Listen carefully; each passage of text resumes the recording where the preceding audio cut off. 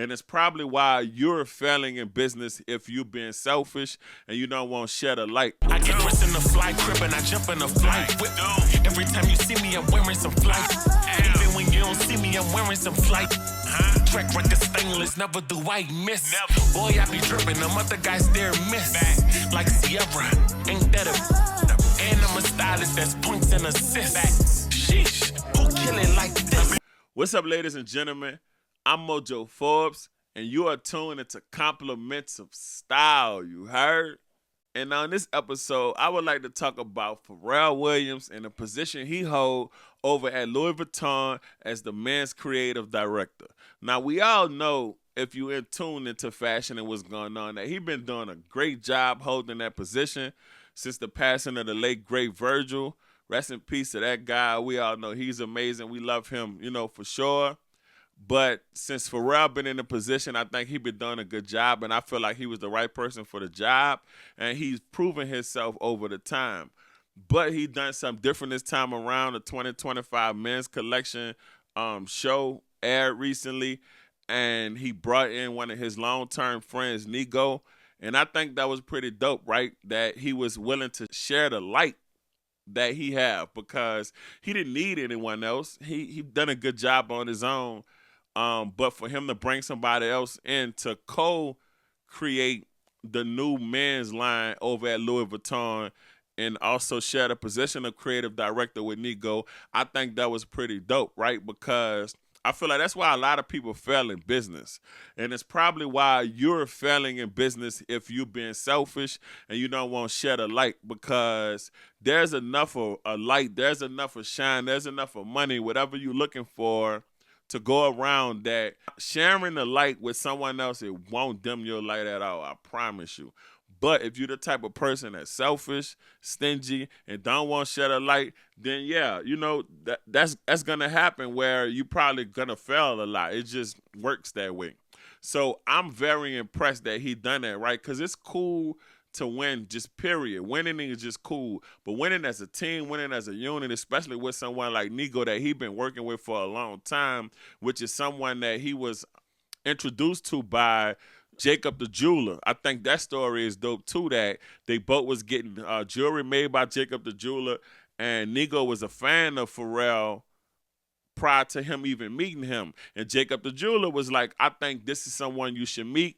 He already tuned in on what you're doing. He liked the pieces you making. And then once they met, they just hit it off and they just became great friends. And it's a rare thing to be able to become friends with someone and meet someone that's on the same type of lane you on, because you be into certain things, especially like a personality like Pharrell. I'm pretty sure growing up, a lot of people probably thought he was weird and strange, especially coming from a place like Virginia, where it just, the things he was into and his personality just wasn't of the norm. So I'm pretty sure that he was really appreciative of Jacob the jeweler for introducing him to someone that see things the same way as he do. So they have a lot of history, right? And then once he reached the level or was offered his position on, most people would consider the highest platform in fashion to be a creative director at Louis Vuitton. It don't really get too much bigger than that when it comes to large brands. And for him to bring one of his long-term friends on, I commend that. Hats off to him. And what they created, the line they created, is so dope. Like, he really blended high fashion with streetwear.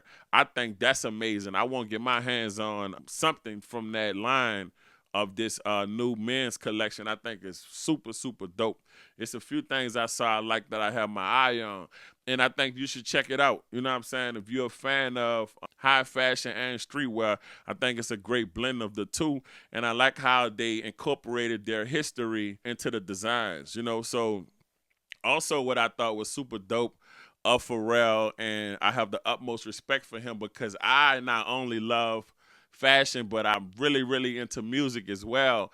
And I've grown to learn that in his contract with Louis Vuitton, he had it implemented where they had to have a studio in the building of Louis Vuitton where he's working at, where he's creating his clothing at.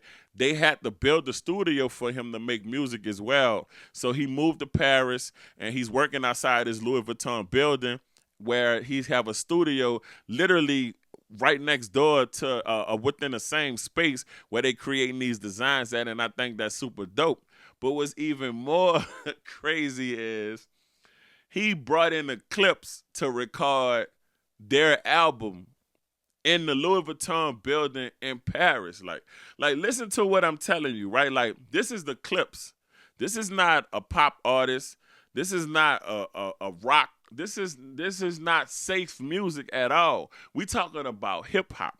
We talking about the Clipse. We talking about drug rappers. Like, that's what they're titled as, recording their album in the Louis Vuitton building in Paris. Like, that is crazy. So Pharrell kept it solid, man. Like, for him to stay true to who he is, to go into this space and make sure that they accept him for who he is, I think that's amazing, man. Like, the best thing you could do is be who you are in every room you go in. And that was the epitome of doing that.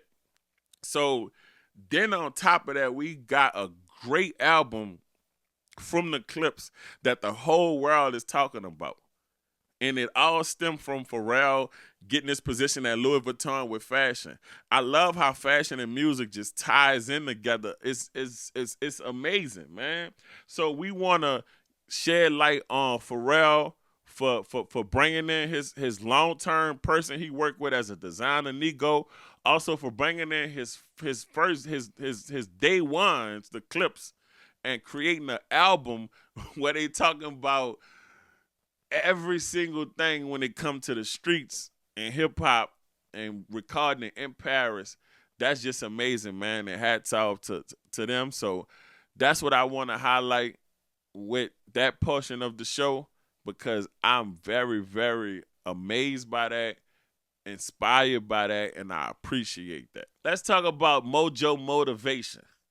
So the Mojo Motivation for today's episode is my son, man. Shout out to my son, man. Peyton, Prince Peyton, that's my guy, man. If you tune into anything I'm doing, you know that he's always right there with me, mean everything to me, right? And becoming a parent alone just change your life. Is going to make you want to do better, especially when you have a kid that's watching you. I don't care if it's a boy or a girl, but a boy in particular, for a man, they're going to watch every single thing you do. So it really make you a better person, right? But in this particular moment, for my Mojo Motivation, I would like to highlight how my son have always been a real good athlete in any sport he played, right? So we just finished basketball season.